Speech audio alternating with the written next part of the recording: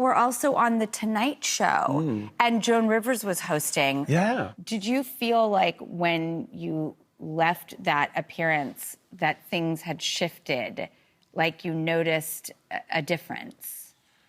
I remember one thing about that Joan Rivers interview was that because she was so funny and quick. The funniest. Terrifying. And I'd never met anyone like that. I spent the whole day winding myself up. If she starts on me, I'm going to come out with this line.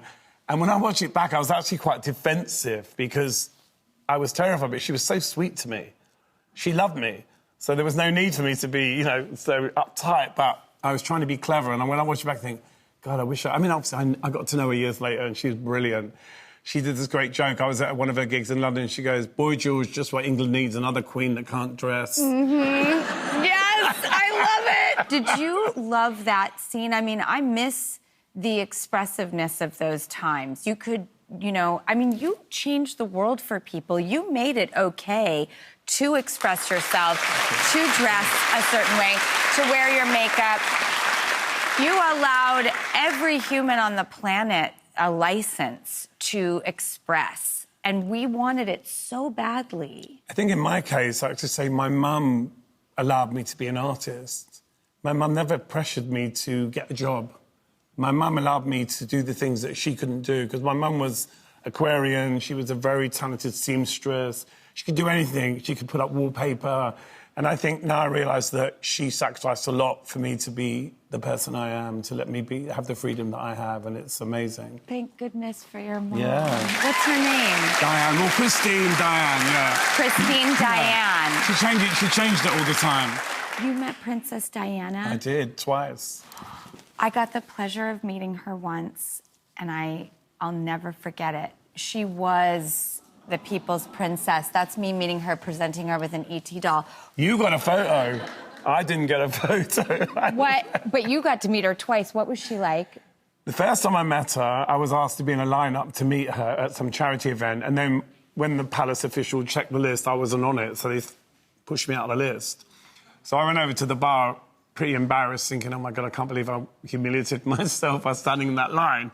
And she broke protocol and came over and spoke to me, and she was very sweet. And, she basically spent 20 minutes talking to my mum. That was what made me fall madly in love with her, because I said, I'm actually not really into the royal family, but my mum loves you. Will you meet her? And she was on the spot, and she met my mum for 20 minutes and was adorable. That seems so in keeping with why everybody's so in love with her, because she was personable and she was present. And she seemed like such a music lover. I mean, she must have gone bananas seeing you. Yeah, she used to rock up in these, tour jackets. Phil Collins, she loved her music. And I think that, she was the beginning of, a new era of the royal family in a way. Although, feels like they're going backwards at the moment. Guys, I don't understand also, why The Crown is ending now. I'm like, there's still more to come. There's still more to go, and I'm still watching. In a way, the royal family is a sort of reality show, but we don't get to know everything. Yes. But yeah, I enjoy watching it. I think that's true of most people, especially now in the digital age. We all present ourselves. I don't even notice that there are cameras ever, because I've been doing this since I was 11 months old. They're literally there to document, hunt, and gather. If you're honest, there's nothing to fear, It's interesting because people aren't that interested. That's the great news. People, not about you, just about generally people don't want to hear miserable things. I hope that's true. No one comes true. up to me in the street and asks me miserable questions. Ever. What is the thing that you find... How many hats do you have? Yeah. Good. Okay, well, I know somebody who also has a lot of wigs.